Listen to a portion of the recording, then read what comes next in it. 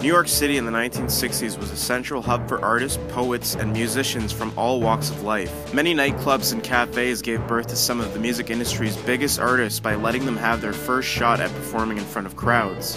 One particular composer took a completely different approach at gaining attention by busking in front of the public at 53rd or sometimes 54th and 6th Avenue, just blocks away from the CBS building. Known to most as the homeless Viking of 6th Avenue, this is the story of Moondog.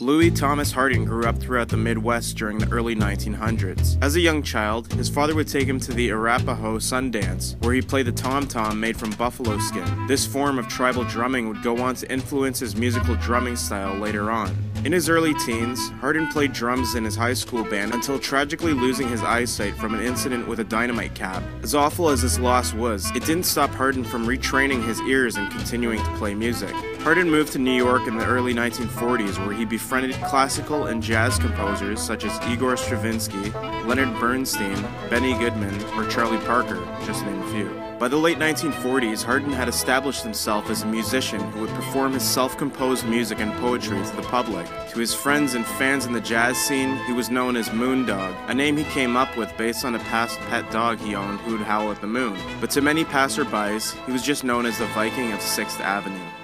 While performing, Moondog would play using several of his created instruments such as the huss or the trimba. He would play ambient percussion sounds in what he referred to as snake-time rhythm. His odd choice of garments stemmed from his fascination with Nordic mythology, and it was said that he mostly wore the Viking helmet to eliminate any misconceptions that he was dressed as Jesus. Moondog's bizarre appearance and unique street shows had attracted several well-known musicians, composers, and poets during this time in New York. More specifically in the 1960s during the Beatnik era, Allen Ginsberg, Philip Glass, William S. Burroughs, Steve Reich, Ravi Shankar, Joan Baez, and even Janis Joplin were friends of Moondog and were highly influenced by his music and poetry. Meanwhile, the upper-class businessmen and women would pass him by daily in Upper Manhattan on 6th Avenue, assuming he was just protesting the war in Vietnam. Many had no idea that he was actually a classical composer who had produced several records spanning from the 1940s and 60s. I even recorded with Julie fucking Andrews.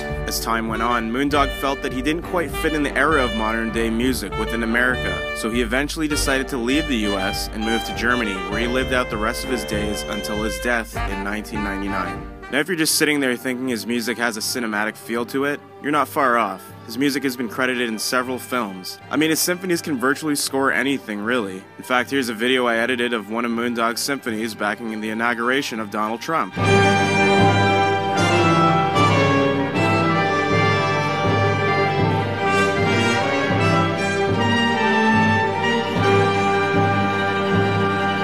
Till this day, he may not be a well-known American composer, and by the looks of him, he may just seem like some crazy homeless busker, and yet in his lifetime he had written more than 80 symphonies. So the moral of the story is, don't judge a book by its cover.